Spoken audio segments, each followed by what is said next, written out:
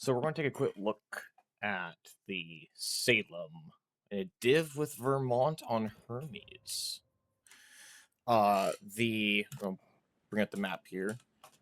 So in this showcase, we're going to go, my div and my div mate, we're going to go up like this.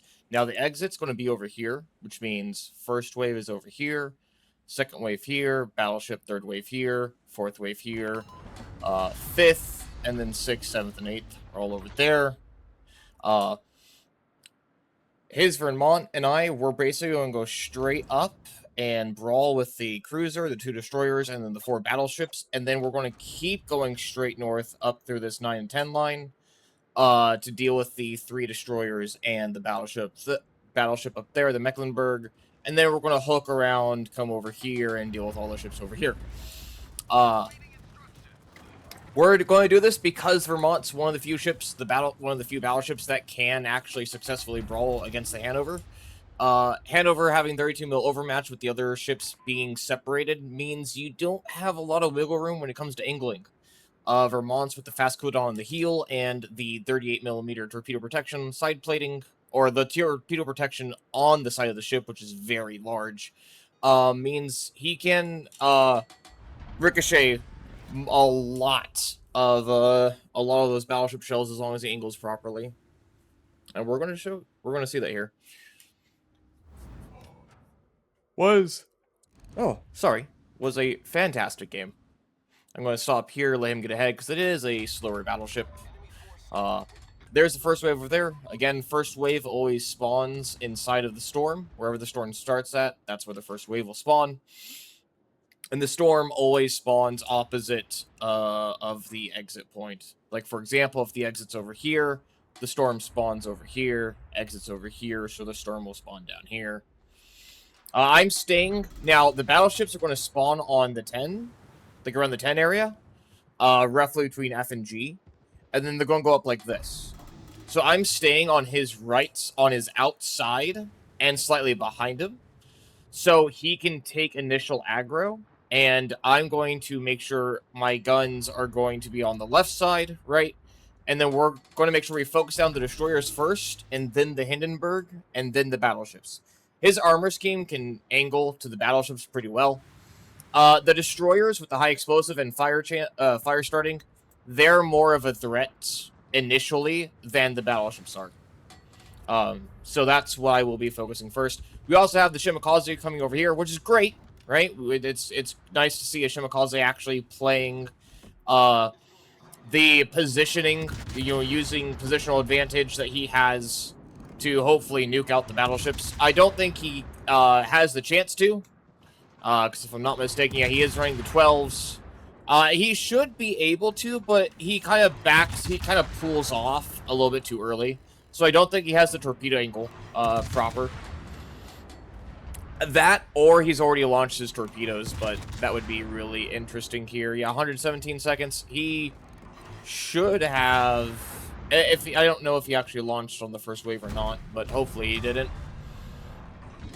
We're going to decrease the map size here. Yeah. Like, despite how angled that is from the Schieffelin, he can still... the Vermont can still do really well against it. Hindenburg's dead. That's cool.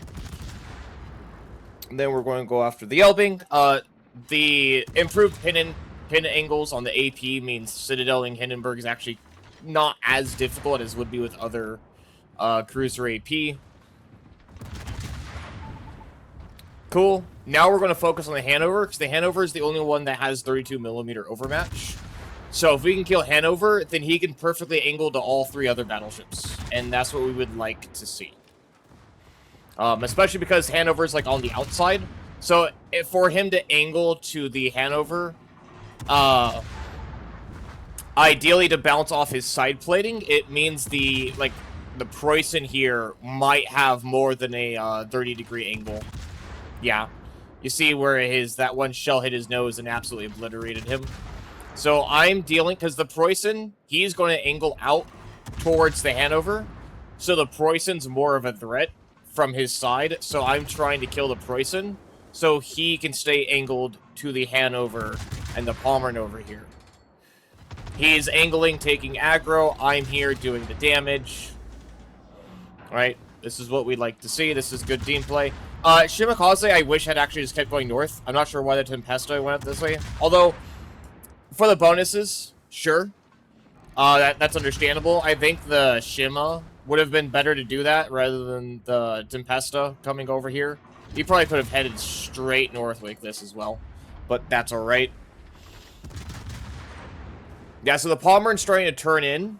Because he's turning into his left, he's going to get more of a broadside angle on my div mate here.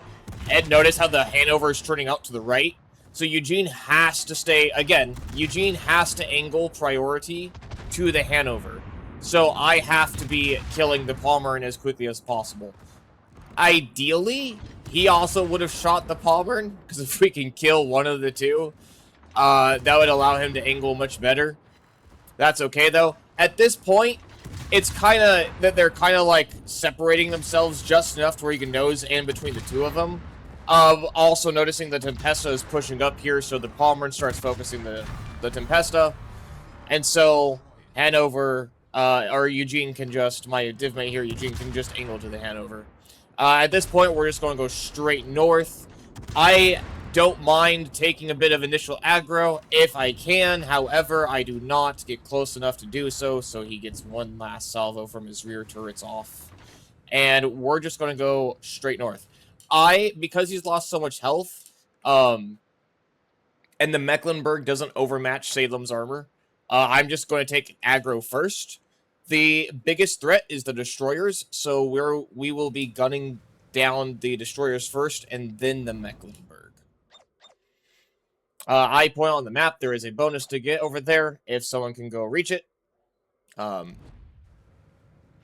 Please, with these new, with these rotating secondary objectives, please pay attention to the minimap and the objective screen here. Please do so. Ideally, destroyers are the ships that go out and grab the bonuses that are like waypoints, capture points, etc., that are away from the team's general pathing, ideally. But we'll see. The destroyers are going to be slightly in front. I see the lowest health destroyer is the Z-52 in the back. Because he has the least amount of health, I want to kill it. I want to shoot him first because he'll be the easiest to kill. So that is what we are doing here. Another nice thing is both Vermont and I have DFAA.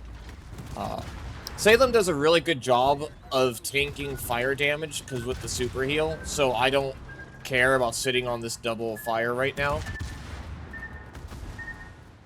What I do care about is simply killing those destroyers because they have higher damage output than the Mecklenburg does.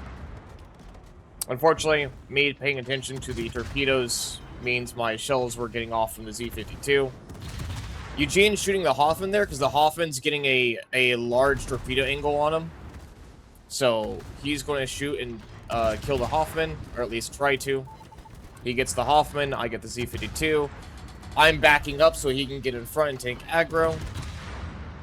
I'm radaring to make sure the Elbing doesn't get in smoke or smoke up himself. Right, and now that Eugene, my friend here, is pushing out, now I'm going to push out with him. Still a little questionable. Took quite a bit of damage, but that's okay. You know, we've got our super heal. We can heal back another 19 out of 20,000 damage.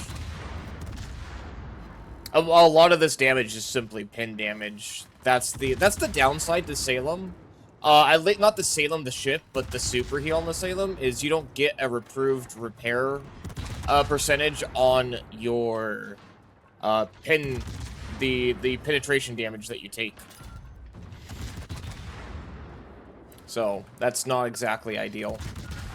This is why on Salem you should not run Superintendent because you're not going to use 4 heals. Three of these super heals, frankly, is too much to begin with.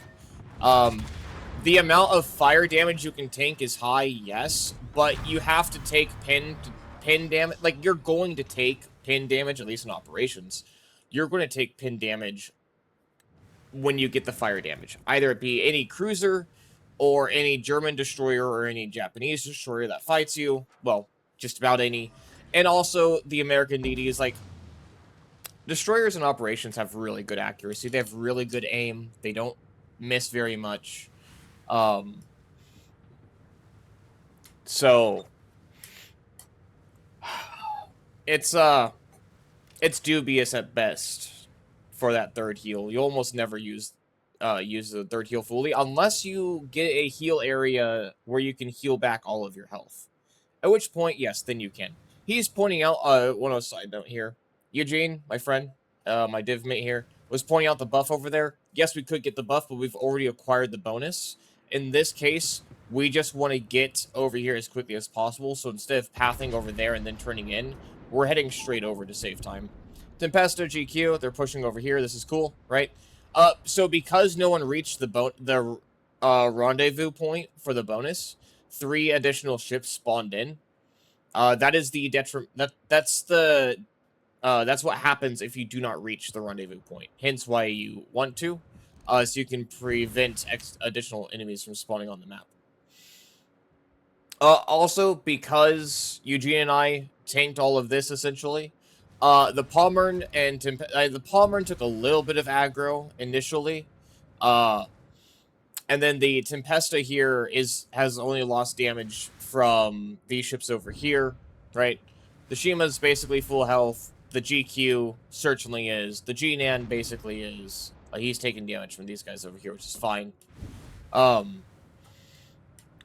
most of the team is, you know, healthy-ish for the most part. And this is what we like to see.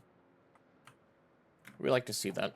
I'm surprised the Palmern's living for as long as he is. I would think the GQ Johnny should just use AP on his superstructure. Notice how he's using high explosive there.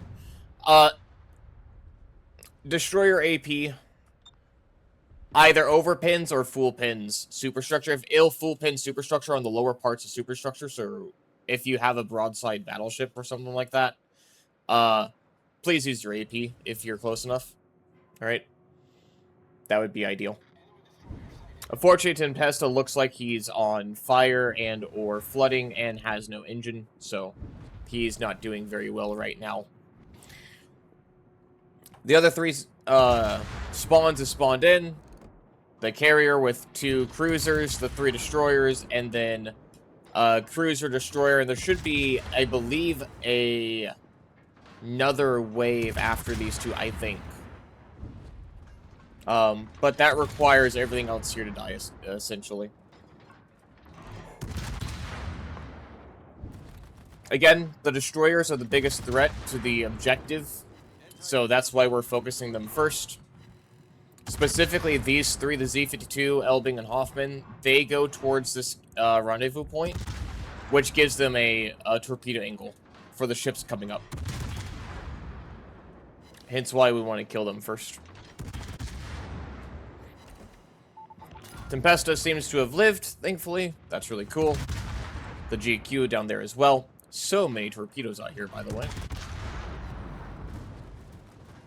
Unfortunately, I believe our Palmern does go down here. Fire damage plus being broadside to enemy cruisers is not great. Remember, enemy cruisers in operations will swap to armor piercing if you are on fire and you are a battleship or cruiser. If you are a destroyer or carrier, they will stay on high explosive always. But yeah. He picks up, my divmate picks up the Klauswitz, it's cool. So that threat down there is dealt with, which means everything's just from the beeline up. I start heading over kind of west-ish to try to find this carrier for the bonus. Elbing is down, that's great, so it's just Hindenburg, Hildebrand, Z-52, and the bonus carrier here. The bonus carrier is going to be dead shortly. Last 3 ships here. Focus on the destroyer. He is the easiest to kill. Until we get a good angle on the Hindenburg to guarantee sits, we're going to be focusing this destroyer here.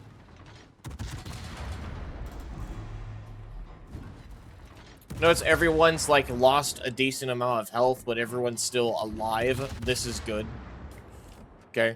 It means the enemy's done a lot of damage, but they've only been managed to kill one of our ships because everyone else has traded aggro. Like, that's part of why... So when I say trading aggro, the enemy's going to shoot you. The enemy's going to shoot. The enemy's going to do damage.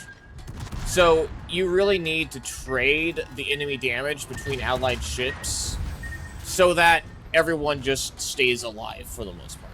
And there we go. We are able to pick up that last kill right before the Burgone exits for a victory. That was some solid pushing, at least on that one side. You can do this with the divmate as long as you have a battleship that can take aggro really well. That can angle to at least 3 of the 4 battleships, so you need to have 32mm platings or higher. Minimum. Respect the Hanover, alright? You have to respect the Hanover. And you need someone with damage output backing you up to focus down the ships as the battleship player aggroes and tanks incoming damage. But yeah, really good game overall. Shuma did well. Palmer did well. G-Nan putting in work. Divmate. Myself. That's some good pushing. I would advise, so the Salem build's the same as before, as my previous Salem builds. I haven't changed it. Same commander, same equipment, etc.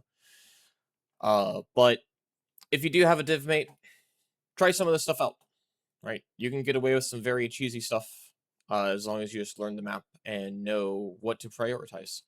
And if you don't, I trust you can find a random person who'd be willing to div up with you. I believe in you. I believe you can find yourself a friend. Y'all enjoy. God bless.